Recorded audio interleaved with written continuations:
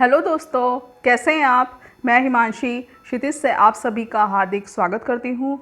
तो आइए आज हम कुछ नया सीखने के लिए आगे बढ़ते हैं। आज है हमारा मॉड्यूल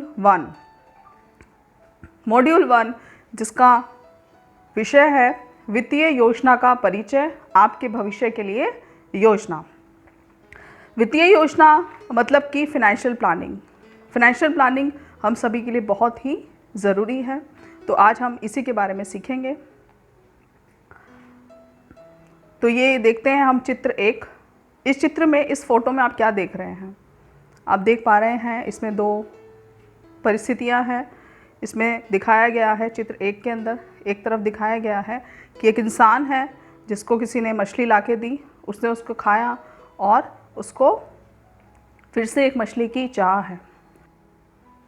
और दूसरे चित्र में हम देखते हैं कि उस इंसान को किसी ने मछली पकड़ना सिखाया, वो फिर से मछली खाने लगा और हम देखते हैं कि वो मछली खा रहा है। तो इससे हमें ये सीखने के लिए मिलता है कि अगर हम किसी की कोई मदद करते हैं, किसी को कुछ अगर हम देते हैं, तो वो कुछ समय के लिए ही उसको हेल्प कर सकता है, कुछ समय पीरियड के लिए ही उसके लिए वो चीज़ फ़ायदेमंद हो सकती है। पर दूसरी बात, उसको फिर किसी और की ज़रूरत होगी कि कोई उसकी मदद करे। तो इसलिए सबसे ज़रूरी है कि हम कुछ ऐसा करें, किसी को इस तरीके की शिक्षा दें या उसको इस तरीके के स्किल्स हम दें, उसको इस तरीके के काबिल बनाएं कि वो खुद ही अपनी मदद कर पाए, ताकि वो अपनी जीवन भर, ज़िंदगी भर उसका लाभ उठा सकें। तो आइए देखते हैं चित्र 2 में। उसमें हम देखते हैं, इस चित्र में हम देखते हैं कि यहाँ पे 2 कहानियाँ दी हुई हैं। एक है आशा और आनंद की और दूसरी है रानी और रंजन की।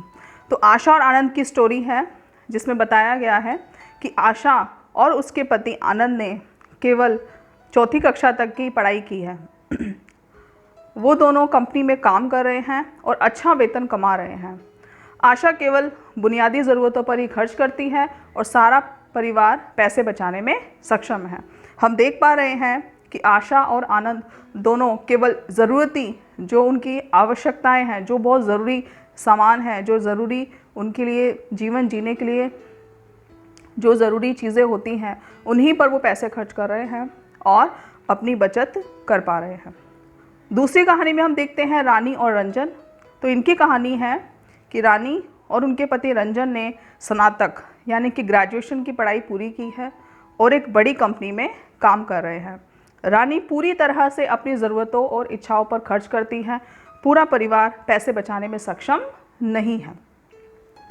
तो यहाँ पर हम देखते हैं कि दोनों स्टोरीज़ में एक बहुत ही इम्पॉर्टेंट चीज़ हम देख पा रहे हैं कि दोनों कहानियों में एक परिवार है जो शायद उतना शिक्षित नहीं है, लेकिन एक सही तरीके से खर्च को, एकदम सही तरीके से अगर वो खर्च कर रहे हैं, अपने पैसों को मैनेज कर पा रहे हैं, तो वो अपनी, जो कहते हैं कि वो अपने पैसों को सेव कर पा रहे हैं। लेकिन दूसरी ओर जो परिवार है, वो अच्छे से पढ़ाई लिखाई होने के बाद भी, एक अच्छा वेतन प्राप्त करने के बावजूद भी वो सेविंग नहीं कर पा रहे हैं। वो इसलिए सेविंग नहीं कर पा रहे हैं क्योंकि वो अपनी आवश्यकताओं के साथ साथ अपनी इच्छाओं पर भी खुलकर खर्च कर रहे हैं। तो आइए दोस्तों, हम बढ़ते हैं अगले चित्र की ओर। यहाँ पे हम चित्र में देख पा रहे हैं कि यहाँ पे लक्ष्यों का जिक्र किया गया है। लक्ष्य, गोल, हम सभी की ज़िंदगी में कोई ना कोई लक्ष्य या गोल होते हैं। तो इसमें लक्ष्यों को डिफ़ाइन किया गया है। तो लक्ष्यों में बताया गया है, कुछ लक्ष्य होते हैं स्वयं के लिए, जो हमारे खुद के लिए होते हैं। ये लक्ष्य होते हैं किसी इंडिविजुअल के लिए, जैसे कि खुद के लिए फ़ोन लेना, कपड़े लेना, खाना पीना और ज़रूरती सामान। तो ये भी हमारे एक लक्ष्य होते हैं कि हम इन सभी की पूर्ति अपनी ज़िंदगी में कर पाएँ। इसके बाद होते हैं दूसरे लक्ष्य जो हमारे परिवार संबंधी होते हैं, जो हमारे परिवार के सभी लोगों के लिए होते हैं। ऐसे लक्ष्य जो परिवार के सभी सदस्यों को प्रभावित करते हैं और सभी को ध्यान में रखकर बनाए जाते हैं। उन लक्ष्यों में है जैसे कि घर बनाना, गाड़ी खरीदना, टीवी खरीदना, इस तरीके के लक्ष्य, जैसे बच्चे को पढ़ाना लिखाना। तो ये सब लक्ष्य होते हैं पारिवारिक लक्ष्य। इसके बाद आते हैं व्यवसाय संबंधी लक्ष्य, मतलब खुद का बिजनेस शुरू करना, अपना कोई काम शुरू करना, नया ऑफिस करना। तो ये जो लक्ष्य होते हैं, इनको हम व्यवसाय संबंधी लक्ष्य कहते हैं। तो इन लक्ष्यों को प्राप्त करना हम सभी चाहते हैं। तो इन सभी लक्ष्यों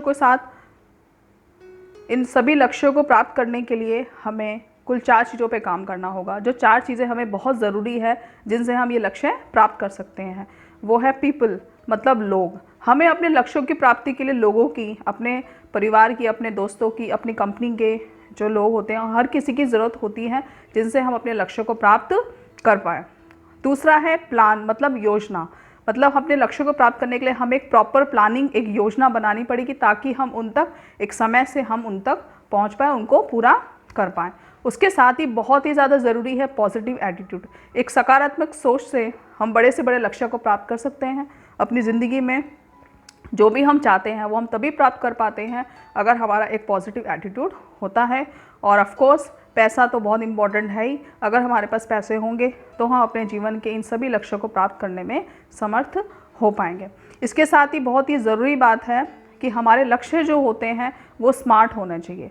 स्मार्ट की डेफिनेशन है SMART, मतलब इसकी डेफिनेशन है, S का मतलब होता है S,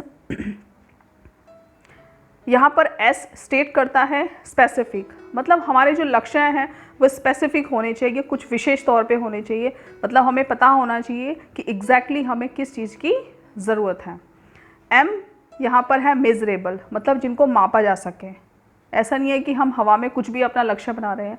हमें लक्ष्य को बनाने के लिए हमें पता होना चाहिए कि इस लक्ष्य को मेजरमेंट किया जा सकता है, इसको प्राप्त किया जा सकता है। A का मतलब होता है अटेनेबल, मतलब ये प्राप्त करने योग्य हमारे लक्ष्य होने चाहिए। R का मतलब रियलिस्टिक, हमेशा लक्ष्य वही हम बनाएं जो हमें लगता है कि आसानी से, या फिर कुछ हमेशा लक्ष्य बनाने चाहिए जो रियलिस्टिक हो, जिनको वास्तव में प्राप्त किया जा सकता है।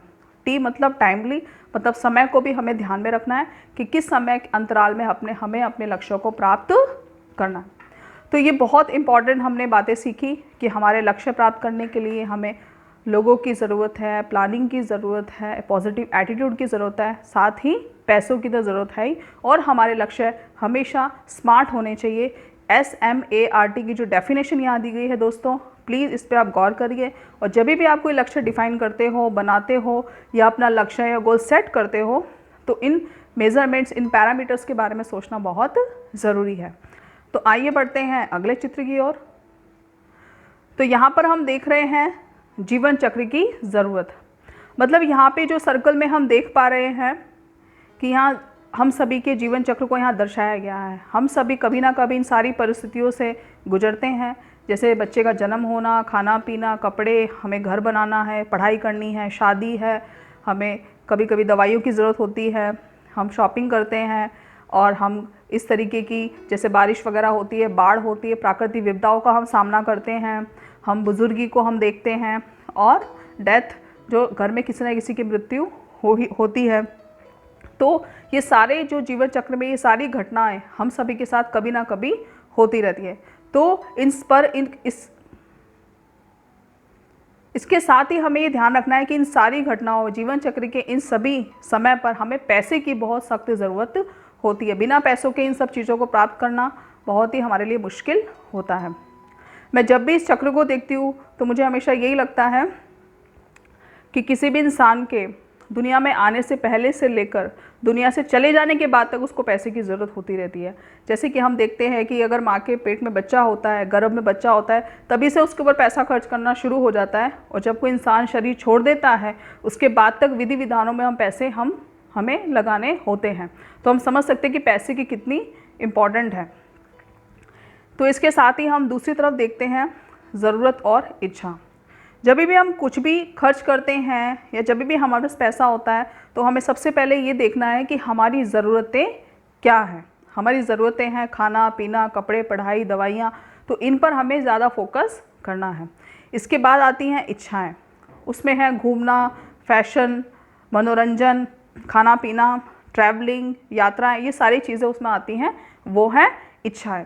तो हमेशा हम ध्यान रखें कि जब भी हम अपने लक्ष्यों को निर्धारित करें, जब भी हम अपनी फाइनेंशियल प्लानिंग करें, तो हमें खासकर इन बातों का ध्यान रखना है कि हमें अपने पैसे को हमेशा ज़्यादा से ज़्यादा, मेजॉरिटी ऑफ हमारा जो अमाउंट है, जो पैसा है, वो हमें अपनी ज़रूरतों पे पहले खर्च करना है, फिर उसको बचत करना है, अपने सब उधारों को ख़त्म करना है, जो भी लोन्स है वो सब हम उसको कम करने के लिए हमें काम करना है। उसके बाद अगर कुछ बचता है तो ज़रूर हम अपने उस थोड़े पैसे को बिल्कुल अपने मनोरंजन में इस्तेमाल कर सकते हैं। लेकिन अक्सर हम देखते हैं कि जब हमारे पास थोड़े बहुत पैसे होते हैं, जैसे कि हम देखें कि दिवाली के टाइम पे जब हमें बोनस मिलता है तो शायद बहुत ही कम लोग होंगे जो उसको सेव करते हैं। हम ज़्यादातर क्या करते हैं कि दिवाली तो साल में एक बार आती है, चलो कोई बात नहीं है, जमकर ख़रीदारी की जाए, जमकर पैसे का इस्तेमाल किया जाए।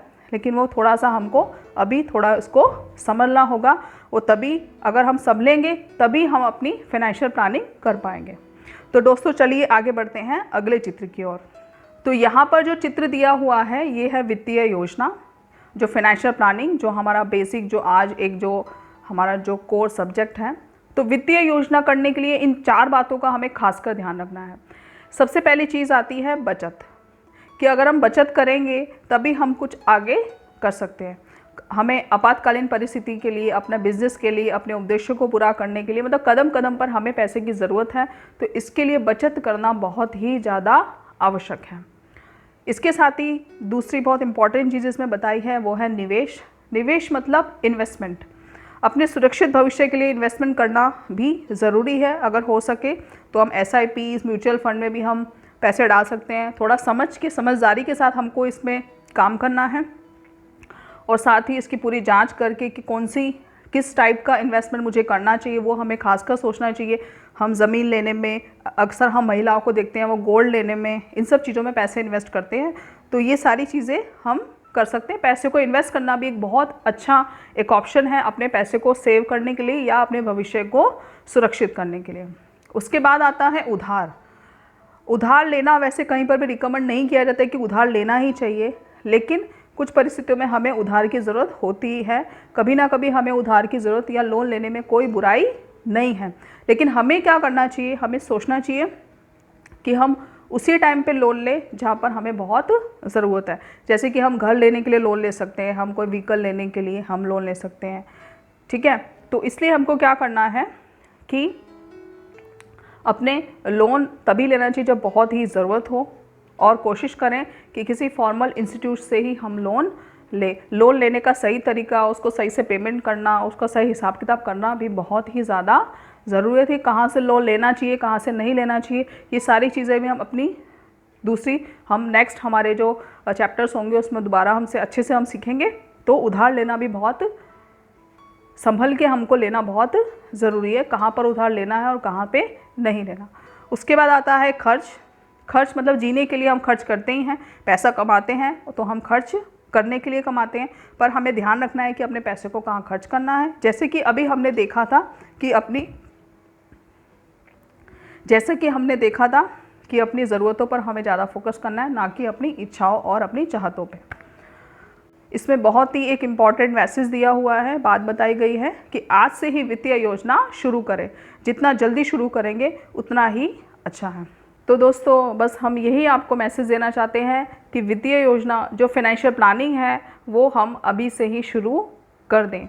हम कभी भी वेट ना करें कि कोई और समय आएगा या हम ज़्यादा पैसे कमाएंगे या कुछ थोड़े टाइम हम रुक जाते हैं या कोई सही समय पे हम करेंगे, ऐसा हमको नहीं करना है। आज का जो समय है ये समय हमारे हाथ में है और आज से ही हमें अपनी फाइनेंशियल प्लानिंग शुरू करनी चाहिए। और मैं समझ सकती हूँ कि अभी शुरू में हमको शायद प्रॉब्लम हो सकती है, शुरू में शायद हम इतने पॉजिटिव ना भी हो, लेकिन यकीन मानिए दोस्तों, जब आप इस पे काम करना शुरू करेंगे, जब आप इसके बारे में सोचना शुरू करेंगे, एक सकारात्मक सोच के साथ इस पे आप काम करना शुरू करेंगे, तो मुझे विश्वास है कि बहुत जल्द आप अपने आप को फाइनेंशियली एक प्लानर के रूप में आप अपने आप को देख पाएंगे और आप अपनी फाइनेंशियल प्लानिंग कर पाएंगे। फाइनेंशियल प्लानिंग के टाइम पे हमें कभी भी ये नहीं सोचना है कि हम कितना कमाते हैं, हम ज़्यादा कमाते हैं, या शायद मैं इतना पढ़ा लिखा हूँ या नहीं पढ़ा लिखा, शायद मुझ में वो काबिलियत है या नहीं है, या मैं एक मेल हूँ या फीमेल हूँ। इन सब बातों से ऊपर उठकर आप पूरी तरीके से सक्षम हैं और आप अपनी प्लानिंग अच्छे से कर सकते हैं और आपकी प्लानिंग आपसे बेहतर कोई और नहीं कर सकता। तो दोस्तों हम बस यही चाहते हैं, हमारी बस यही इच्छा है कि आप खुद को इस तरीके से आप एक सक्षम कर पाएँ कि आप इन सभी बातों का फ़ायदा उठा पाएँ और एक अच्छी फाइनेंशियल प्लानिंग करके अपने जो भी फाइनेंशियल जो आपके गोल्स हैं, जो आपकी इच्छाएँ हैं, जो आपकी ज़रूरतें हैं, जो आप करना चाहते हैं, उन्हें आप पूरा कर पाएँ। तो धन्यवाद दोस्तों वीडियो को पूरा देखने के लिए। इसके साथ ही हम आपसे रिक्वेस्ट करेंगे कि आपको ये वीडियो यकीनन अच्छा लगा होगा तो आप इसे लाइक कर सकते हैं और आप क्षितिज वेलबींग का जो यूट्यूब का चैनल है इसे आप सब्सक्राइब कर सकते हैं और इसके जो बेल आइकन पे है उस पर आप क्लिक करके आने वाले और अधिक जो दूसरी और जो इसमें वीडियोस जो नॉलेजेबल जो और वीडियोस हैं उनका आप लाभ उठा सकते हैं। तो दोस्तों खुश रहिए, आगे बढ़िए और अपना ध्यान रखिए। Thank you so much.